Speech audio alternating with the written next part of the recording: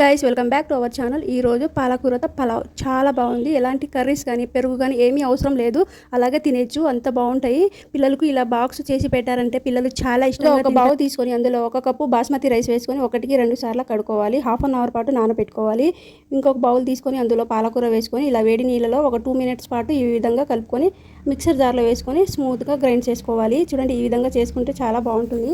ఇంట్లో హెల్తీగా ఈరోజు పాలకూర పలావ్ చేశాను. మా పాప అయితే చాలా ఇష్టంగా తినింది. స్కూల్ బాక్స్కి ఇలా చేసి పెట్టాను, చాలా ఇష్టపడింది.